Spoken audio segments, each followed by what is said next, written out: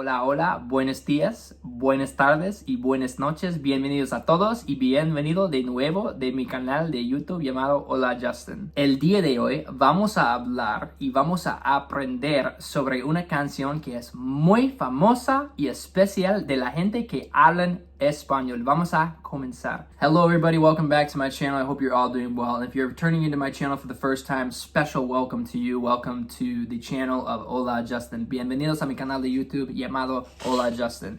Today we're going to be talking about learning Spanish through songs. I'm a musician by trade, by heart. That's my full-time job.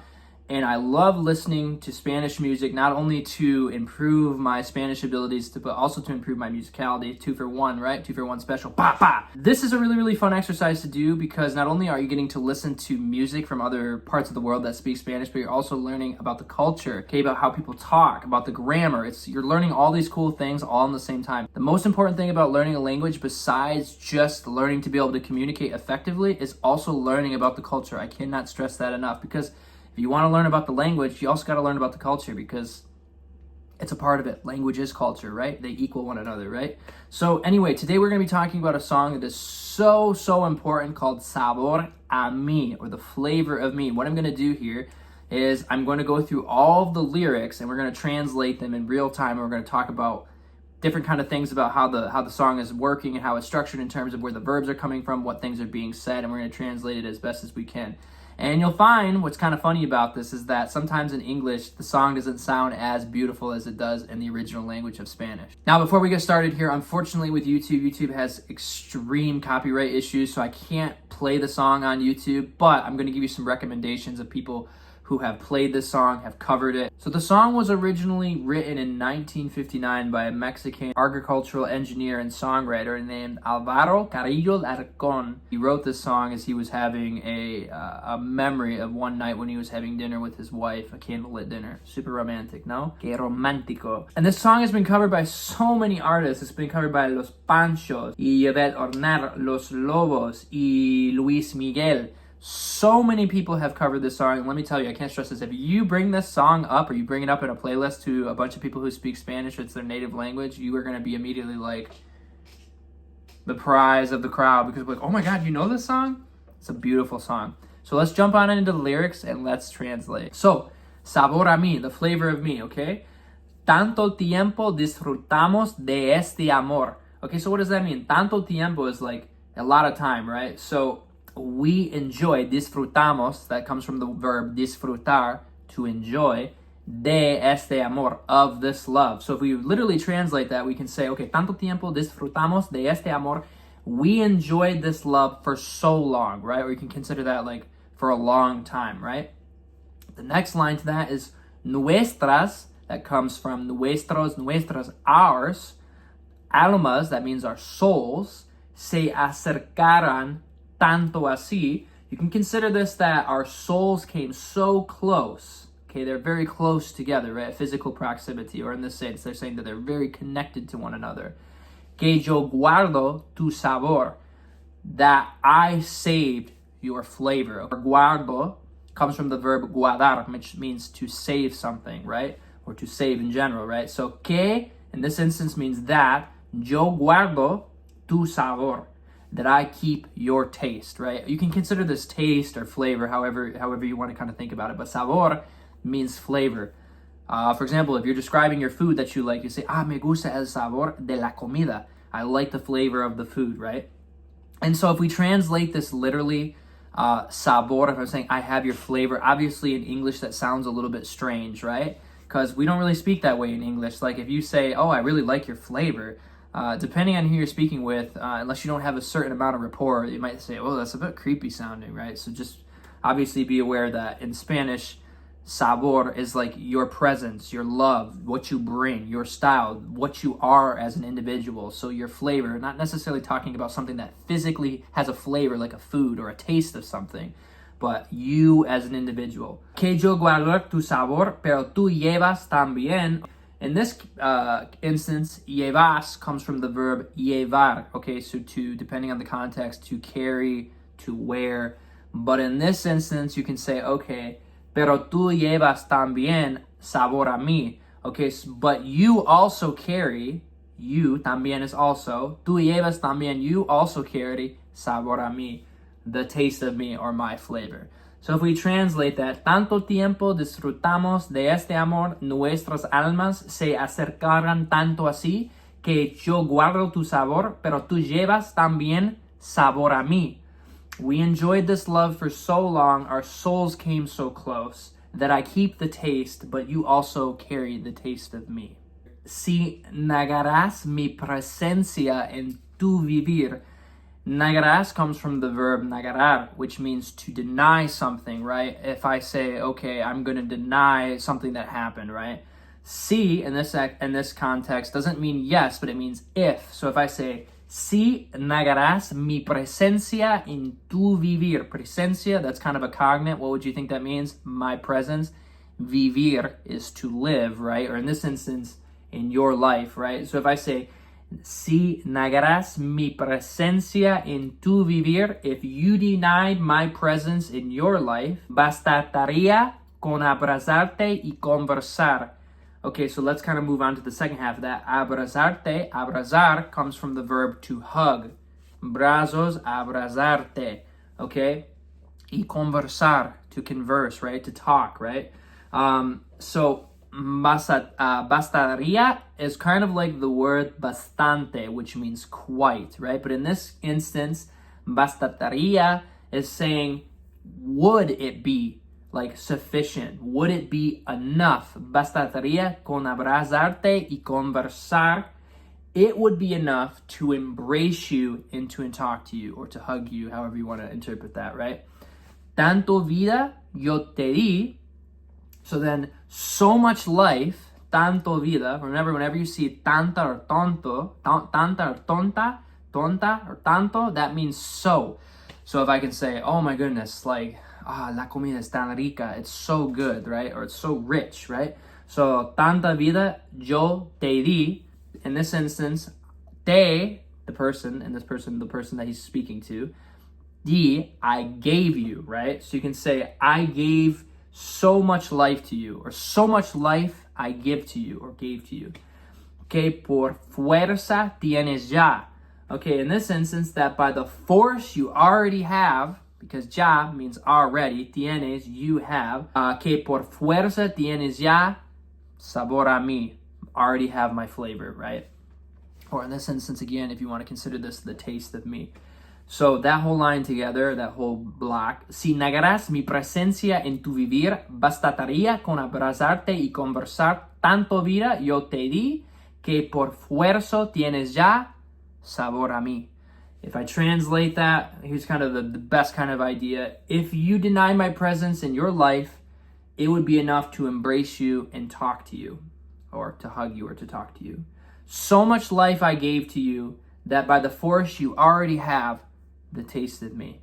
So I think when they're talking about por fuerza, the force, meaning that in a natural situation of love, that, you know, by the force of love, you already have it, right? Like it's not going away, right? This next part of the song is actually my favorite because to me, the melody just works really, really well with the words and it just sounds so nice. And the melody is just always in my head. It's really, really hard to say this without singing it.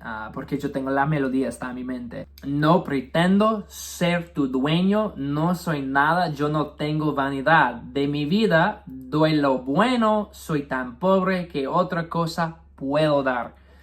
Oh man, what a great song. Okay, so no pretendo ser tu dueño. Okay, so pretendo is first person present, right? And no pretendo sounds just like it would in English. I don't pretend. No pretendo ser, we've learned about ser in the past, right? Ser versus estar. This means to be, right? Ser tu dueño. Okay, if you've ever heard of the word dueño is really, really important because you probably hear it all the time. If someone is dueño, it means they are the owner of something, right? That thing belongs to them. Okay, so no pretendo ser tu dueño. I don't pretend to be your owner. So I don't act like I own you, okay? No soy nada, yo no tengo vanidad. I am nothing. Wow, very, very strong words here, right? I am nothing and I have no vanity. Okay, I am nothing and I have no vanity. De mi vida, of my life, doy lo bueno. Okay, so you can translate this as I give the good of my life, or in my life I give the best. I give the good, right? De mi vida doy comes from the verb dar, to give. Lo bueno, the good, right? Or the best, however you want to say it. It could say mejor if you wanted to say best, but we're kind of interpreting this a little bit here. So in my life, I give the best, or I give the best in my life. I give, what I can do, right? Soy tan pobre. Okay, so soy, obviously talking about me. I am something, tan pobre. Remember, we talked about this earlier. So tan can be used to describe something as so much of something. Like if you say muy and tan are very similar, right? Slightly different, right? Very versus so, right? Something is very good, something is so good, right? So soy tan pobre, I am so poor, que otra cosa puedo dar? That's like a question. What other thing can I give? So if we kind of like translate this a little bit, it's basically saying like, I'm very poor, but what else can I give? Like I just have my love, right? If we can kind of circumnavigate this a little bit. So I don't pretend to be your owner. I am nothing. I have no vanity. I give the good of my life. I am so poor. What else can I give? No pretendo ser tu dueño. No soy nada. Yo no tengo vanidad. De mi vida doy lo bueno. Soy tan pobre que otra cosa puedo dar. Pesarán más de 1000 años, muchos más. Yo no sé si tengo amor la eternidad, pero allá, tal como aquí, en la boca llevarás sabor a mí. What I really, really like about this last line of text is because it utilizes the future tense several different times. Now, if you haven't seen my video about the future tense in the past, link that down in the description down there. You should check it out. There are very, very easy triggers to tell if something's talking about the future. The I will do something or will something be done. Pasarán más de 1000 años, muchos más. So pasarán, literally trigger number one, it's the full verb. It's talking about something that's going to happen in the future, right? So remember in the future tense, you use the full verb, the whole infinitive, and then you add in an ending on the end. So if you see the full verb, the full infinitive, and then you see an ending, you can automatically say, okay, it's going to talk about something that's going to occur in the future tense. Pasarán, okay, pasar means to happen, right? Or something to occur, right? So, pasarán más de 1000 años, muchos más. So, that's saying more than 1,000 years will pass. So, he's saying 1,000 years is going to pass. Or many more, right? Muchos más. Yo no sé si tengo amor la eternidad. He's basically saying there, I don't know if eternity will have love.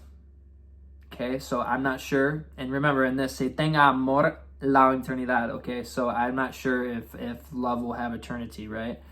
Pero allá, tal como aquí. Okay, pero allá, pero allá, por aquí, por allí. That means but there, right? In this instance, tal como aquí, but there. Just as it is here, como aquí, tal como aquí, like as it is here, aquí means here, right? Como in this instance is not saying I eat or how as a question, meaning like or as, como aquí, pero ahí, tal como aquí, en la boca llevarás, okay? Another talking about in the future, en la boca, that means in the mouth, boca means mouth, right? Llevarás, that is the verb llevar, to carry or to wear, but in this instance, we're going to say to carry. Llevarás, you will carry sabor a mí, the flavor of me. Now, obviously, this sounds a little bit kind of strange. En la boca llevarás sabor a mí, and you're gonna carry my flavor in your mouth. Kind of a little bit strange, right? But you have to think about what the song is really trying to interpret. Is saying as you go throughout your life, you're always gonna have a remembrance of me, right? So we're not taking, if you translate this so literally, you'll say, oh my God, that's so weird. That sounds so creepy. They're gonna have the flavor of me. We're not thinking like that, right? That's not the intention of the song. The song is very romantic. It's very beautiful. So it's saying, no matter where we go, basically, how many years may pass, you will always have this part of me within you. No matter who you meet, no matter where you go, sabor a mí. It's a greater meaning, right? The greater context here is not physically talking about having the flavor of me, right? Where you may find yourself, you will always have a part of me with you. So let's read that one more time. So, pasarán más de 1000 años, muchos más. Yo no sé, tengo amor la eternidad, pero allí, tal como aquí, en la boca llevarás sabor a mí. So if I translate that literally, it might have something that sounds More than 1,000 years will pass. Many more, I don't know. If eternity has love, but they're just in your mouth, right? We kind of talked about that. You will carry the taste of me. Sabor a mí. Okay, my friends, that was the entire video. I hope you really liked it. I kind of really like going through songs like this and kind of breaking them down and translating it. It's something that I think is really, really fun, and it helps you with your comprehension. And everyone likes to listen to music. I've never met a person who doesn't like to listen to music, right? So not only are you testing your Spanish knowledge, but you're also testing your ability to have comprehension and to learn about the culture too, right? And songs like this are really beautiful. Tell me if you like this video. Leave me a comment down below. Tell me what other songs you'd like to hear, and I hope to see you all in the next video. Ciao, ciao, my friends. Nos vemos. Hasta la próxima. Chao.